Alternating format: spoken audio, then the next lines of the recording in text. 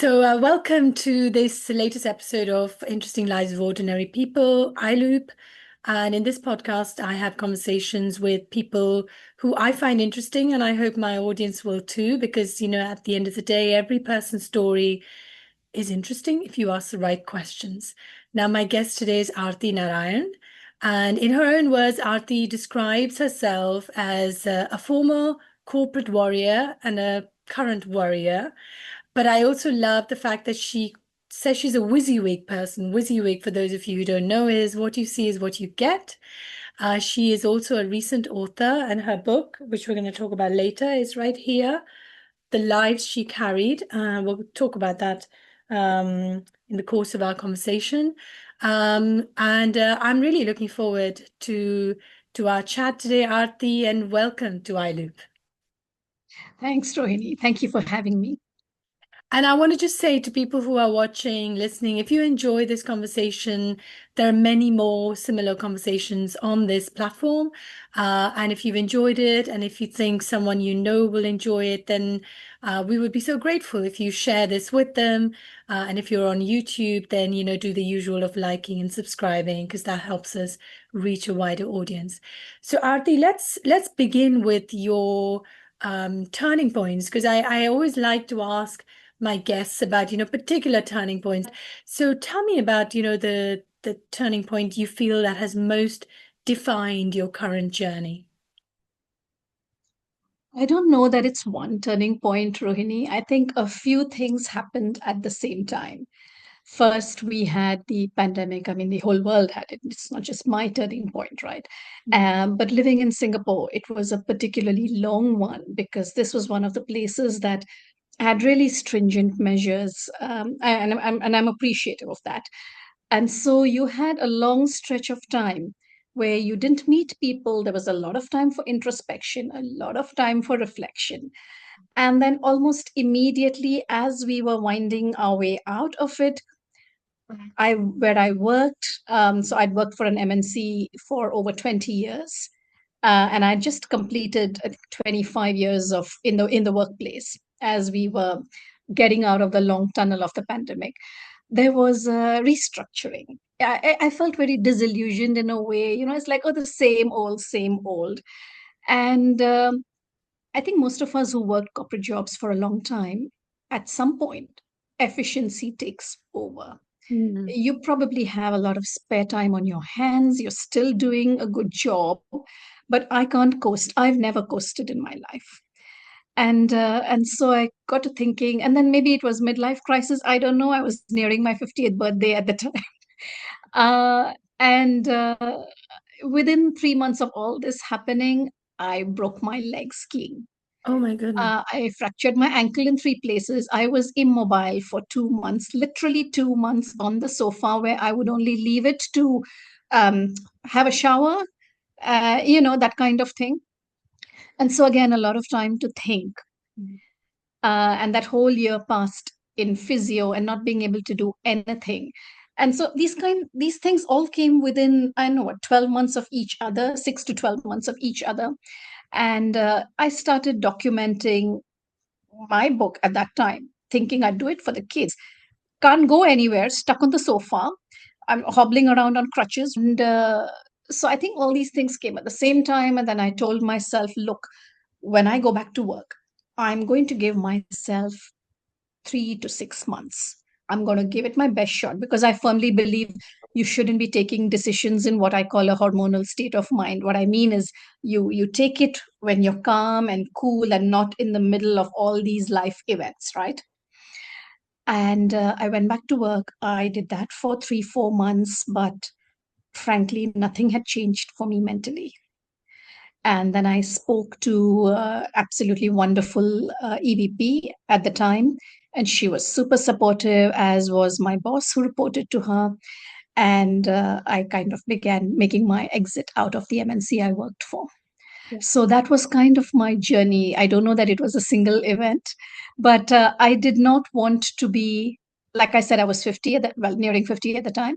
I did not want to be 60 and thinking, why didn't I do this when I was 50? I mean, I had ticked the usual good Indian middle class girls boxes, study hard, go to B school, get a good job, do that job very well, do well in your career. All the boxes were ticked. And I was like, if I can't take a risk now, when am I going to take a risk? Yeah. It was the same. I'd learned skiing 10 years ago when I just crossed 40. And I remember thinking, what if I'm too old for this? And then I said, I don't want to be 52. And looking back and thinking, why didn't I ski at 42? I'll never be the person doing the double black diamond or whatever it is.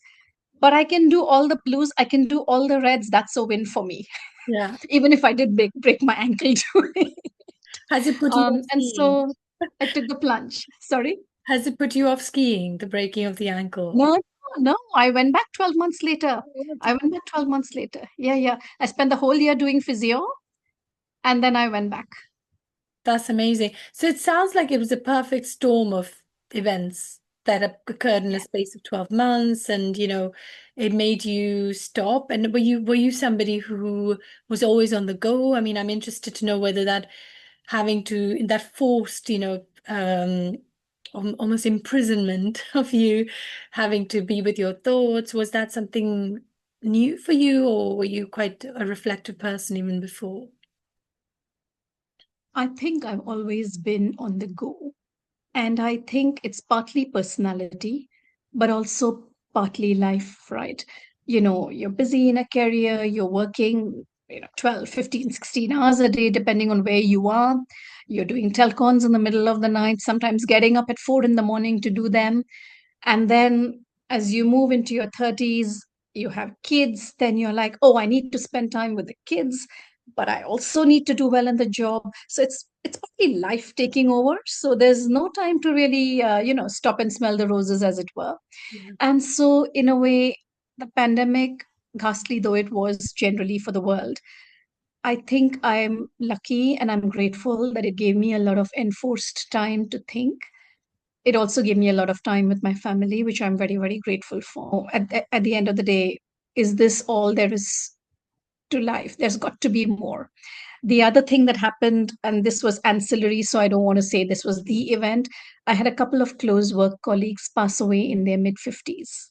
Oh, Uh, I am 51 now, and mid 50s is not that far from where I am. And these people actually, one of them at least, retired at 55. He was gone before he was 60. And he was a wonderful person. He was someone who touched many lives. And you know how you get jolted when you hear that, right? yeah.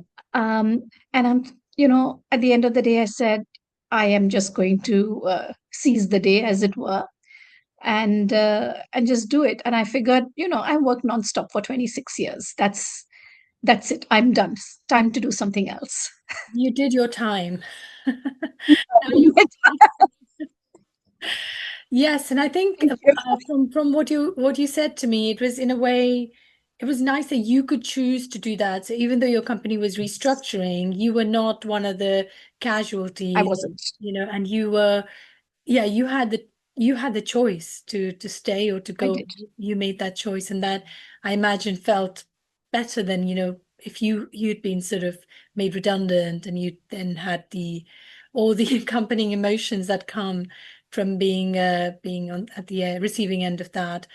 Okay, so you mentioned briefly in there that, as you sat on this sofa recovering, and of course during the pandemic as well, you started thinking about this book.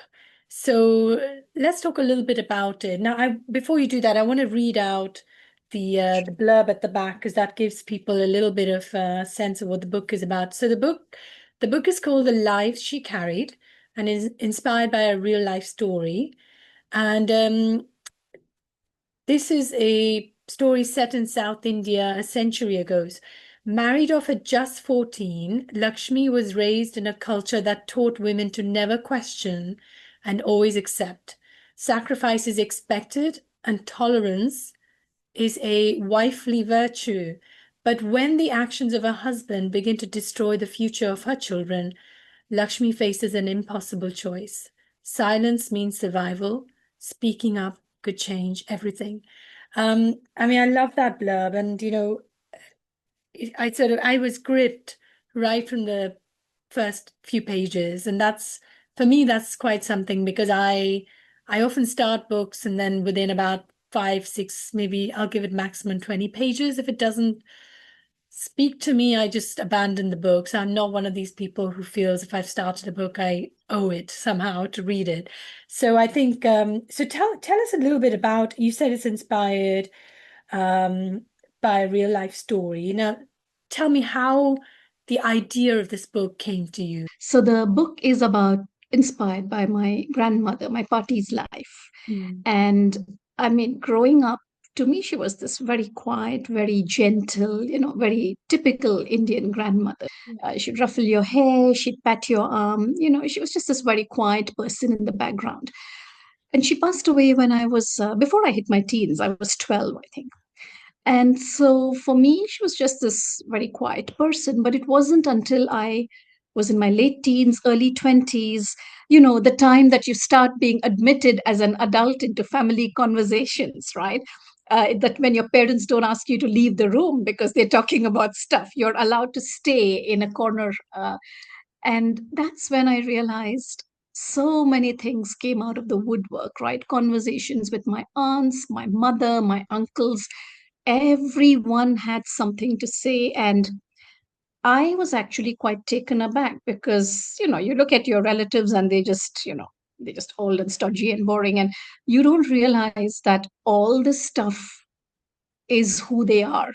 And Pati, obviously barely educated, she could read and write, and she could probably do enough maths so that the shopkeeper wouldn't cheat her or whatever. But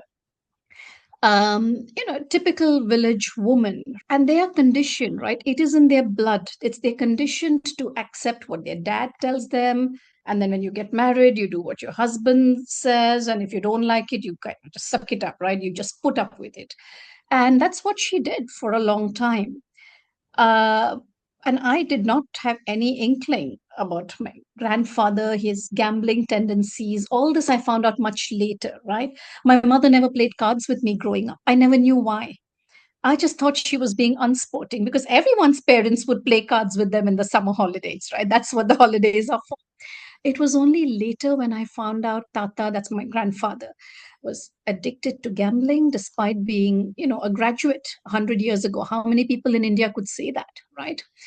And, you know, his actions really started messing with the lives of his children. He married off one daughter as a teenager. Another daughter literally ran away from home in the 1940s to avoid what she considered a distasteful marriage. Mm.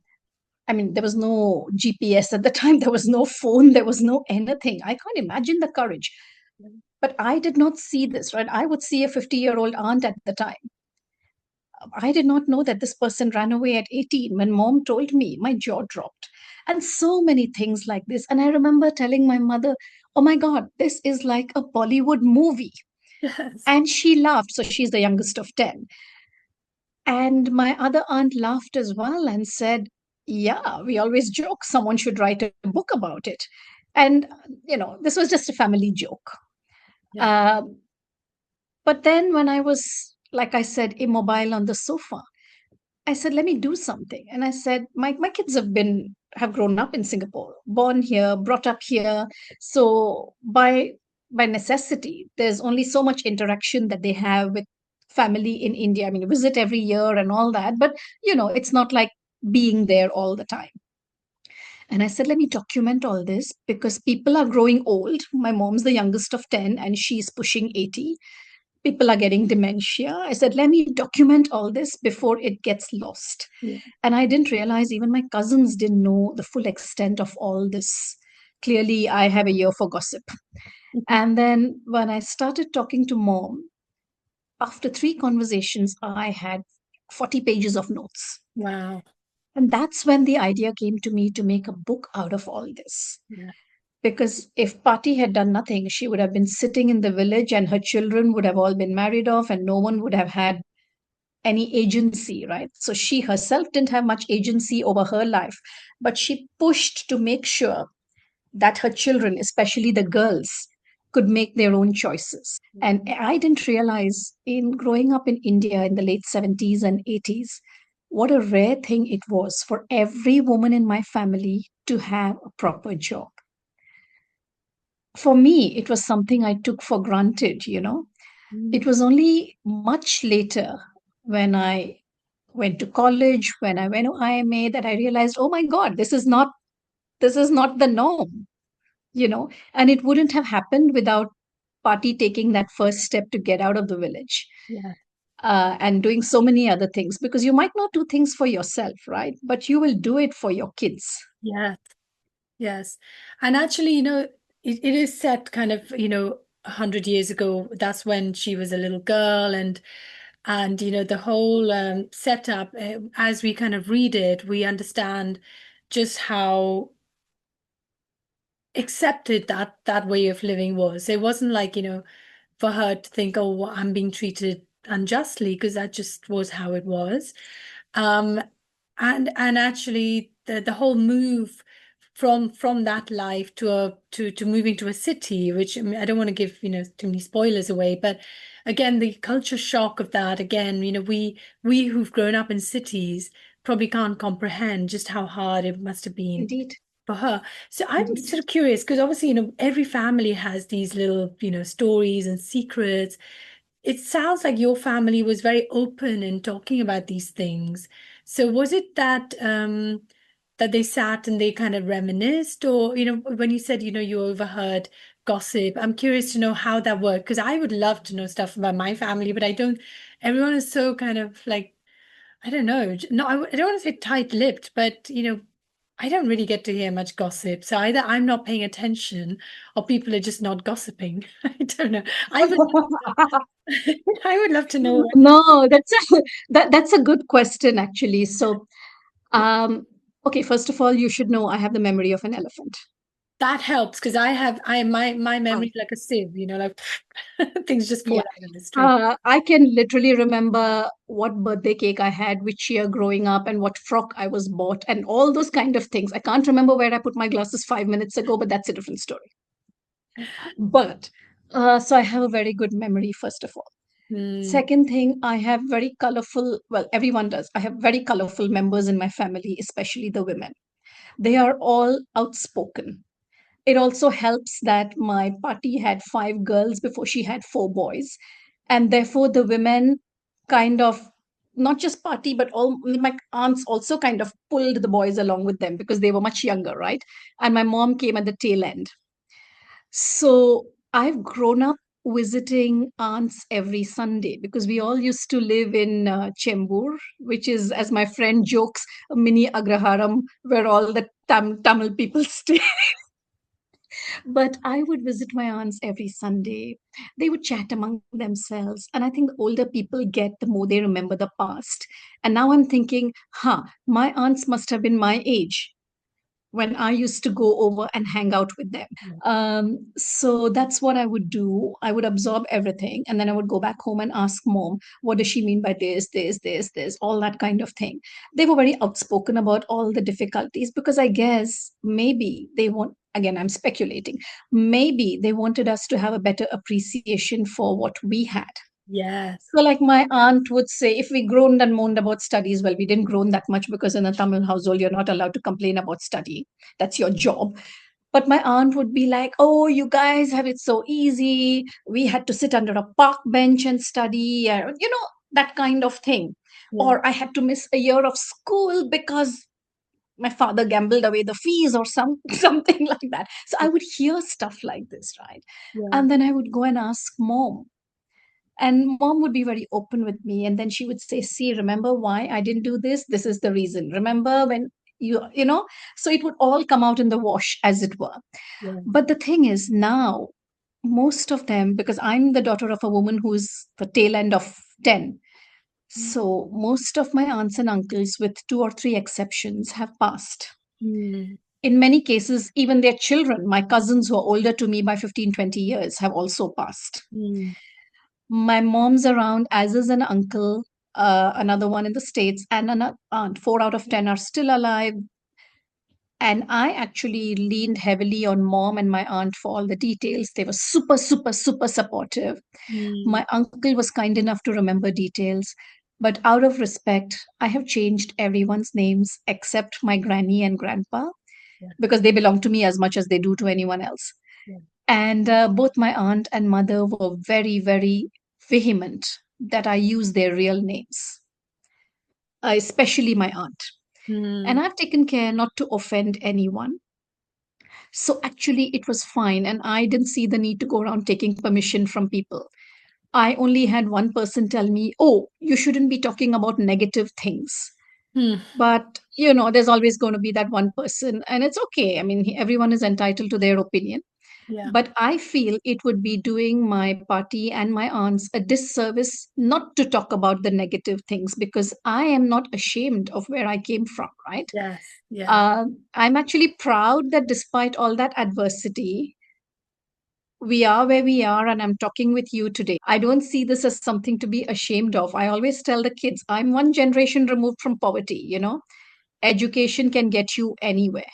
Yes. I love that. And that's such an important reminder that, if there was no darkness, then we would not appreciate light. And somebody Exactly. said this, and I've repeated it to several people ever since I heard it, that if there wasn't for Judas, there would be no Jesus. Because, Indeed, indeed. I mean, Jesus would still be there, but Of he course. wouldn't be who he is to millions. So I think, yes, so I think everyone's story has got, a villain and then a hero, a heroine. And but I think also the way you've written it is it's sort of it doesn't make us, at least it didn't, I did not feel like somebody was a bad person. It was a reminder that we're all flawed.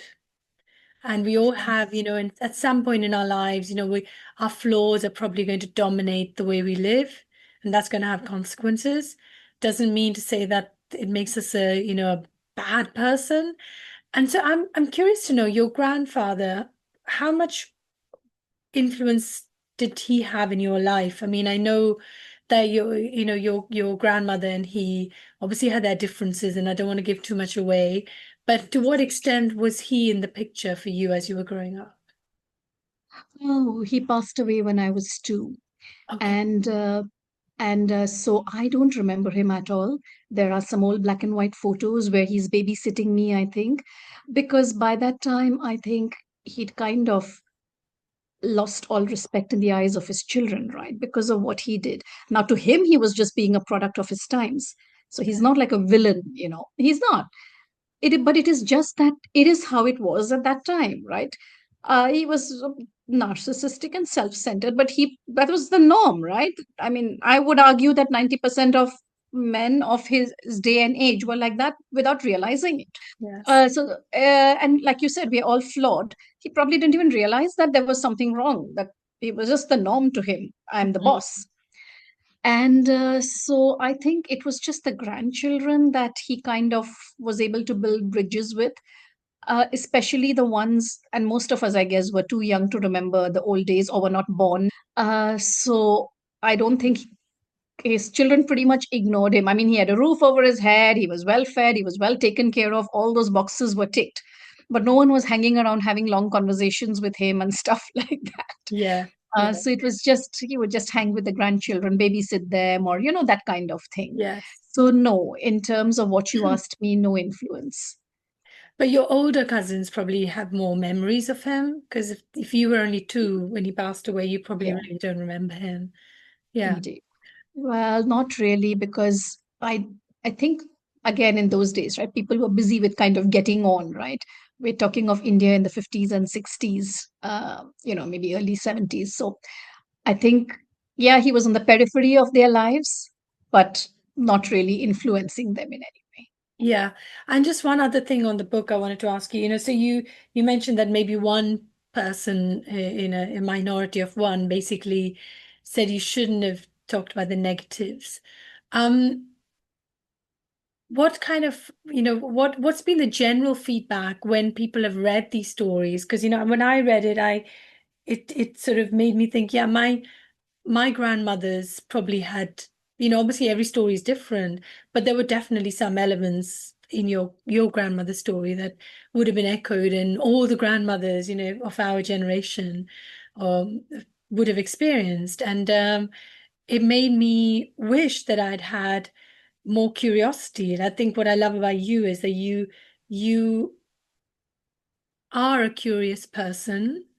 Because when you ask the right questions, it's amazing how open people can be to answer them.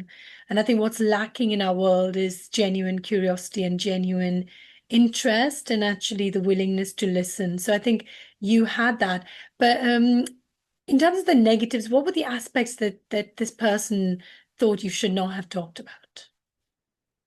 I'll answer your earlier question first in terms of the reactions. Mm, People texted me when I sent them drafts of the book to read just before publication. yes. And they said, oh, this reminds me of my nani, my dadi, my whoever, great aunt in some cases. And then I realized, I set out to document this for the sake of my kids. But I realized I was writing everyone's granny story in a way. And so if you look at the dedication, the line, the last line of the dedication, I added 24 hours before it went to print. My publisher was screaming because they're like, no more changes, Aarti. And I said, no, I'm going to dedicate it to all the unsung women who Yeah. have worked hard to shape their family's future. So messages like yours, Rohini, really touched me. You will never know how much your message touched me, Oh, right? But that means the world to me. That to have the power to make someone remember their own family who are no longer with them. When you ask about the negatives, in terms of the reaction, that was the only one. Because the people who read it after the fact, so after publishing, and my mom was very clear. She said, publish it. If people are not happy, they don't have to buy it, mm. right? And if they're upset with you, they can write their own book to rebut. If Yes. my mom got very militant about. Love it. Anyway, I was like, yeah, that's a good point. They can write their own. I never stopped them. Yes. Um, but the difficult parts of writing the book were, I mean, the easy part was because I have a mine of female relatives and everyone seems to have a long memory. That part was the easy part. The difficult part, twofold. One is putting myself in the shoes of my grandparents, both of them, right? Mm. Because even my aunts didn't really sit down with my granny and say, what was it like for you? How was that? What did it feel like? Because they just were dealing with so much adversity at that time. No one had the Yes. time to reflect in the moment, right? And then by the time it's all over, you don't want to keep raking it up again and again, right? You remember it, but you don't ask the person most impacted. But it was only when, but the rich part was, the negative part was also the rich part, because I got to put myself in her shoes and think about what it must have been like for Pati as a young woman, as a young girl, as a young woman, as a young mother. You don't see your older relatives like that, right? You see them as, oh, this is my dadi, or this is my aunt, or whatever. You see them in relation to yourself and how they impact you. But Yes. not a lot of us try to think about what must it have been like for them. And my girl just turned 14. That's the age my grandmother was married off at. It's a crime. And unfortunately, even in some parts of the country or the world today, it's still happening, right? My point is, when you put yourself in that person's shoes, and especially when you try to relate with maybe someone who's around you, like in my case, it was my daughter, right? That the full enormity of it hits you. Yes. Yes. And I think I want to sort of bring it into the bit you mentioned about being a corporate warrior. And now that you're not in the corporate space anymore, and you also mentioned the word that your mum is quite militant. I love that. So you're clearly in a sort of, a generation of, or in a lineage of warrior women. Your grandmother was clearly this amazing Yes, warrior, and in many ways, she had fewer resources, fewer allies than say someone like yes. you has. So tell me about how you are carrying forward the lineage of this warrior woman in your life now, especially, I want to ask you in terms of your corporate career, where was that militancy? How was that being used? Let's start with that, and then maybe we'll talk about what you're doing now.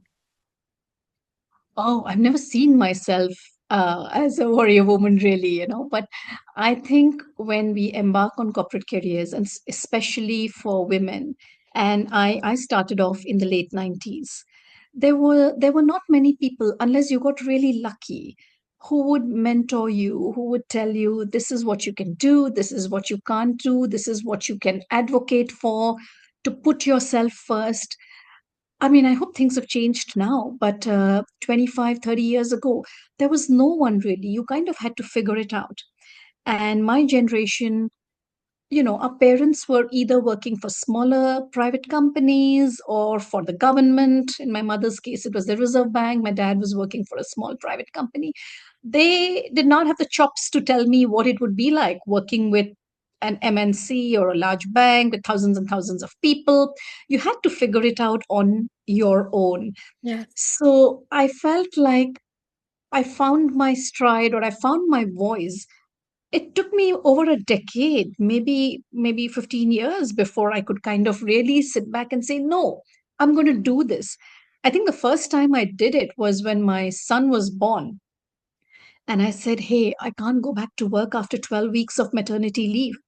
Physically, I'm in no shape to do that. Mentally, I'm all over the place. I took a year off work to bond with my boy. Mm. And, I have taken a year and I've spent a year away from my husband on an expat assignment before my son was born. And I said, if I could do that for work, why am I hesitating to take 8 or 9 months off to spend time with my son? At that point, I had worked for almost a dozen years without a break, Yeah. 10 years. And I said, you know, the same skills that are valued now would be valued at the end of the year also, right? It's not like I'm taking a permanent break. But I cannot tell you, I mean, few people were supportive, but I cannot tell you how much opposition there was. I mean, I literally had one person, he was unfortunately the head of the office at the time when I came back. He actually asked me, how ambitious are you? You've taken time off. How ambitious are you? And I'm thinking, wow, if I broke my leg and I had to take 6 months off, you wouldn't be asking me how ambitious I am, right? But because I took the same amount of time for this personal reason, and I was really taken aback. And I remember telling my husband at that time, as because he was at a point where he had a whole team reporting to him at that time, or at least starting to have. And I said, you are never ever going to be like this. You Yeah. have to be ultra supportive to the women in your organization. I mean, anyway, he's supportive, he's that kind of person. But I said, you have to be extra now because of what's happening with me. But all this to say is, if you bring out what you said, a warrior side or any kind of side in those days anyway, it was like, oh, you're a diva. This is, you would get that label, that tag. Unfortunately, I do hope things have changed now. Looking at my juniors, I like to think it has. Yes. So it did take me a long time before I put my foot down and said, no, I'm doing this.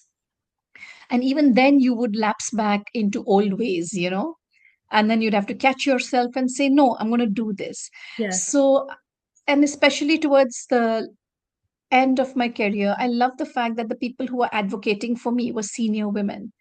When I wanted to take time off to heal physically, it was a woman who said, do it. In fact, she was like, why are you not doing it? Mm-mm. You know, when I wanted to leave the company and I felt bad because I'd taken a long period off for my ankle, my female EVP looks at me and says, you're not a slave. You're not bonded to this company. If you need to go, go. We'll support it. We'd love Yes. you to stay, but if you need to walk, walk. So, long story short, I wish I'd been militant career, but I don't know how it would have gone had I been that way. It's always the path you didn't choose. But it took me a long time to find my voice. Yeah. Certainly not before I was 40. Yes. And actually, I want to, this is a theme that I think is a really, it's a really sort of a live one, like in our Facebook community, for instance, we're both part of the Yes. the IM women's Facebook community, and there are so many women there who struggle with this, like, I'm choosing to have a child, I've just had a child, how do I fit this child in with my corporate career? And of course, I'm sort of much older now. Maybe when I was their age, I probably would have had similar anxieties. But course. the thing is that, what we have to remember as women and men too should remember that having a child is the probably the most important, most significant startup business. It's not a business. Yes, But if you think about if you were starting your own company, you wouldn't be apologizing for, for absolutely. being completely consumed by it or having sleepless nights and, putting all of yourself Yes, into it. And yes. having a child is like that. So when someone turns around and says, "So what did you do for whatever?" If the mother's taken a year off or whatever, what did you do? Well, I did plenty. I raised my child, and I think I want women to go. So when we talk about being a warrior, it's not fighting against a wall that's been there for a while, but it's Of course. actually fighting for something that you have believed in, which is, you had a child. Yes. Why did you have a child? If it was just to meet, the tick boxy thing, then the motives were different. But if you had a child because you wanted a child, then I think, sorry, I feel like I'm getting on a soapbox here, but I No, do feel no, that I as totally women, agree.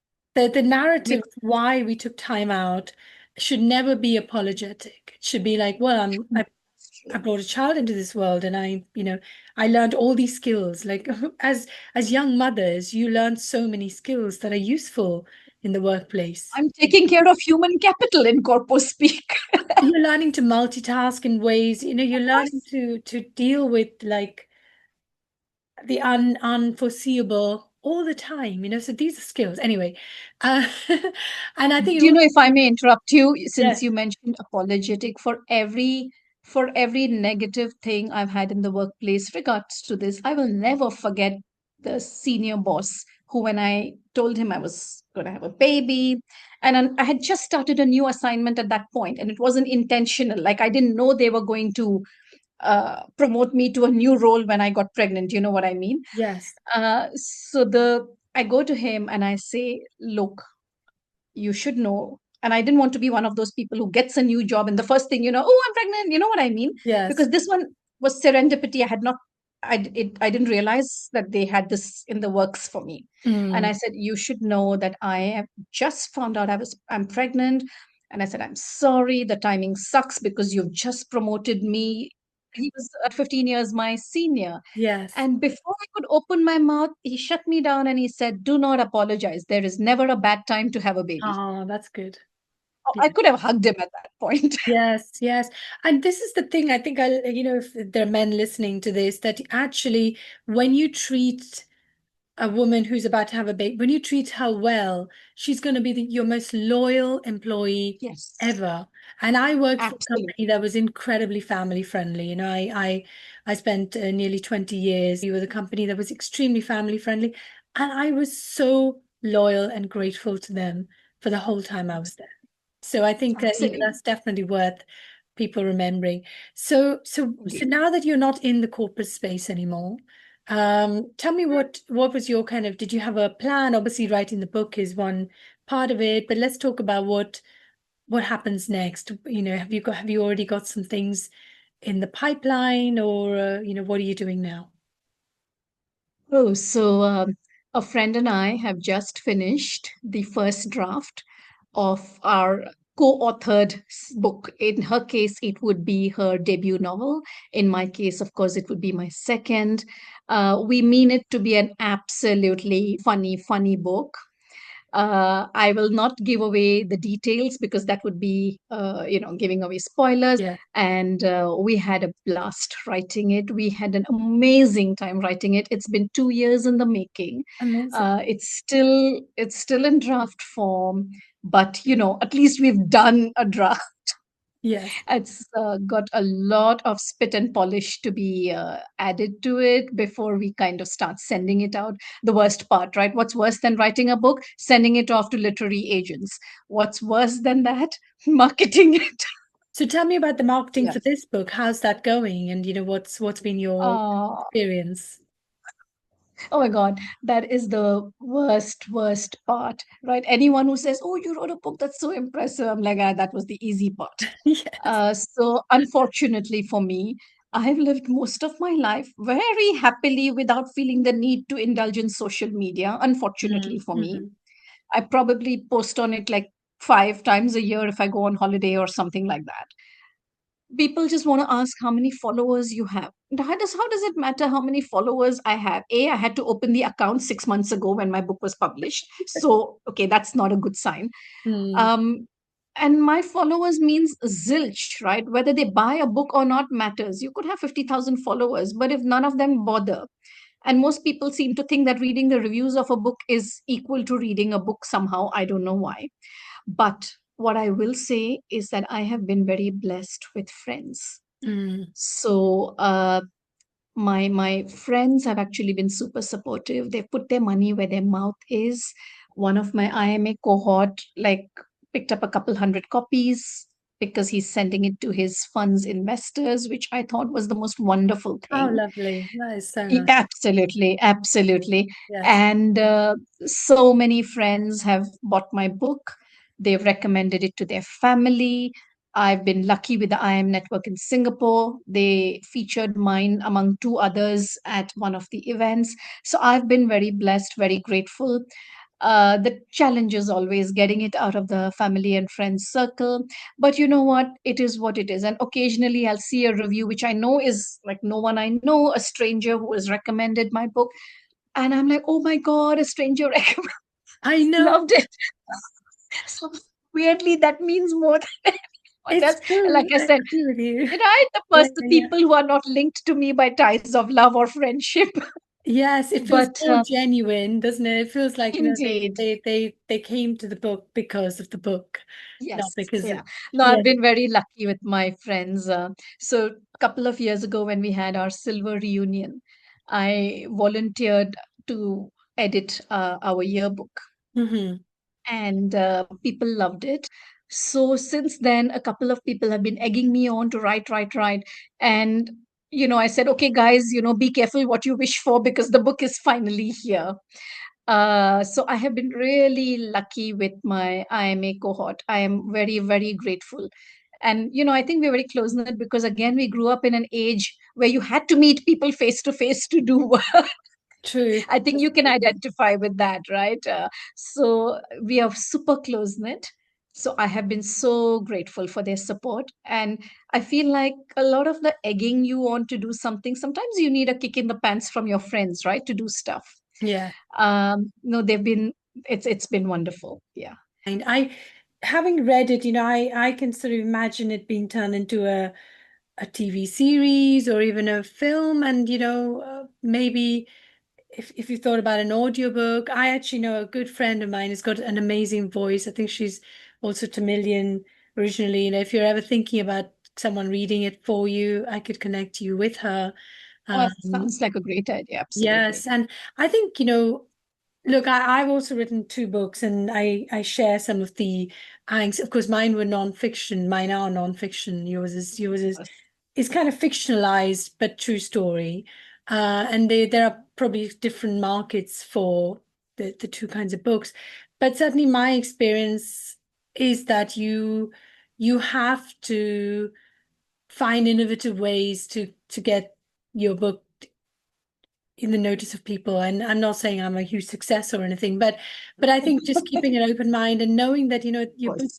doesn't have a limited life. I think that's the nice Of thing about course. it. It's kind of like the theme is, 100 years old, and it'll still be interesting years from now. So Indeed. I'm very hopeful that you actually get that story out there, and I'm happy to connect you with some interesting people who might be able to help you to do that.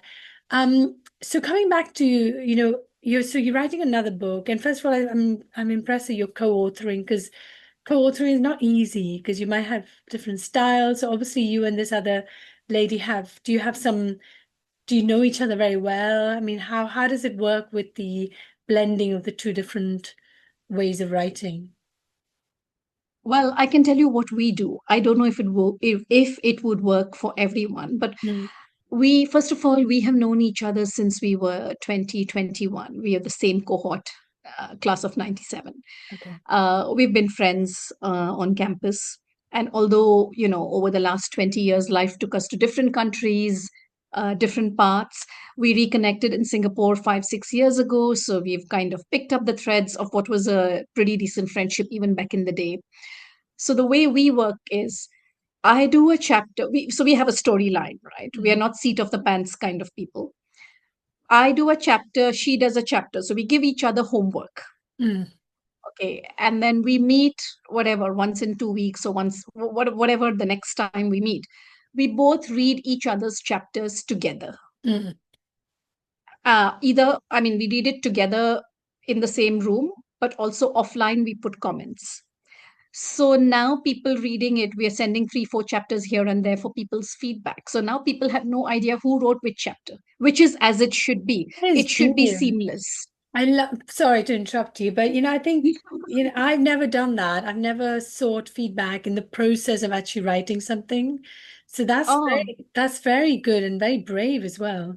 So sorry, oh continue. no, no. We pick friends. So our criteria are people have to be close friends Hmm. that we can implicitly trust, who will actually read, and the most important criterion, they'll be honest with us. Like, I don't need someone telling me my book is great because I can tell that to myself. Yes. I need you to tell me where it sucks or where I can improve. And just today, I got off the phone with a friend who gave me some really valuable feedback. And tomorrow, I'm talking to another one. We don't send it to too many people because then it gets confusing. Yes. Uh, 3, 4 tops. That's really tops, because otherwise, then everyone has a different idea and then your book will never get done. Yeah. But this is how we work. And like I said, we laugh at the same things. We've come from fairly similar backgrounds. She's got a great sense of humor as well. So it kind of seems to be okay. Anyway, we're having a great time writing it. So we hope people who read it will have just as much fun and laughter when they read it as we have when we wrote it, because this is completely fictional, drawn upon a lot of stuff that we've gone through in our life, but it's meant to be absolutely funny, almost in a Woodhouseian way. So Yes. what we want is for people's cheek muscles to be in a smile throughout when they're reading. Occasional laugh out loud. Can't wait to read it. I am such a fan of humor, especially in these dark times. I think it's what keeps us going, right? So Yes. I'm conscious that we're kind of coming to the end of our conversation, Aarti. So how can we support you? We who are listening to you talk about, your book and your motivations for the book. How can we support you? Oh, I mean, obviously, the obvious answer is I would love it if you buy my book. But even if you don't, even if you think it's great, give me a shout out on Instagram or whatever social you're on. And if you know someone who's interested, like you said, the audiobook, or who can, would transform it into some other medium, whether that's a show, whether that's a movie. I mean, I'm open to anything, right? Ultimately, my goal is to get the story out. Yes. And for sure, I know it touches a chord in people's hearts. That much I know. Yes. On Insta, I'm Aarti_Narayan 1. So what I can do is I can, put your Instagram handle in the You. description. So if people want to reach out for whatever. And then Amazon, I suppose Amazon reviews always help, don't they? So if someone's Oh, read your absolutely. Amazon, Goodreads, all that always helps. yes. Great. Well, Yeah. is there any sort of parting thoughts you want to share with the people? Because I think we all have stories in our families. For example, there's somebody I'm going to be hopefully having on my podcast. He actually he creates documentaries where he documents stories of different family members, and it's purely just for the family. So it's in a way, it's just a different medium of doing what you did with your grandmother's book, but the difference is that he actually goes and interviews various family members. So I thought it was such a clever idea. It is. What a gift to leave to the younger generation who might never actually get to meet these people. So I love that, and I think your story kind of almost sort of sits in that same sort of theme of how do we get to know our lineage about people who are still around or whose stories have not yet, passed with them, so we can make sense of who we are. and make sense Yeah. of some of the things that we do that we don't understand. So I love that. I'm sure there was a question in there. Sorry, I had a You asked me what my message was. yes, thank you. What So no, so I think what you said, when I was writing the book, I came across a phrase, a saying by Maya Angelou, right? If you don't know where you've come from, how do you know where you're going? And that really resonated with me. So, and it's not just individuals, right? It's nations, it's societies. We're all here because of the people who went before us. So, I mean, if you have someone like that at home, and it might be a family member, it might be your domestic help, it might be anyone, right, who is working hard to basically change how things might look for the people who come after them. Yes. Talk to them, find out what their stories are, or talk to the people who knew them. I mean, if you know the person but they've passed, then talk to the next line of people. You don't have to write a book, but it's always useful to know that, right? I mean, just knowing all the stuff that had happened made me somehow feel like, oh, I should be worthy of these people in a way, if you know what I mean. Mm, uh, so I would say talk to these people, find out their stories, and most times there is someone around who knows something. It's just so amazing to know, right? I mean, this is why we study history, isn't it? yeah. Right? So what applies for your country should apply also for your family. Yes. And you'll see them in a different way, right? Like I said, my party was this quiet, shy person who never opened her mouth except to pat my head or tell Oh. me to be careful or something. And suddenly she's like the steel magnolia, right? She was still very gentle and unassuming and all that, but all of a sudden you're like, whoa, she did all this. You never know when your eyes might be opened. And I think it's very healing for the person who is being asked the question and has Yes, somebody who actually yes, will just listen, just yes, listen and just give them the space and the time. And that's maybe something yes. that most people don't have. Like they're so busy. So I think the message I'm hearing from you is take some time out to go and just be that, person who's got time Yeah. to ask questions It's and it's listen. absolutely, it's very healing. Rohini, my aunt, who's one of the key characters in the book, one of the people I've dedicated my book to, she will be now 93 in August. And she was so delighted. I cannot tell you. She was over the moon. Oh, She read my book. I think she hasn't read a book for the longest time. She said she didn't put down my book. And my mom says even now, sometimes she will just, finger the manuscript pages because I had printed it out and left with her before it was published. yeah. I mean, it has been a big deal for her. Yes. What a gift. It's a beautiful gift to have given your family, your older generation, but also your the younger generation of your children and their children. So thank you so much, Aarti, and I wish you all the best with this book as well as the new one. I can't wait to get my hands on the new book, and yeah, I hope it all goes well. And if there's anything that I can do to help, please, yeah, I'm here. Just ask. Thank you so much. I will take you up on that. And thank you once more for having me on this show. I really appreciate it. Pleasure.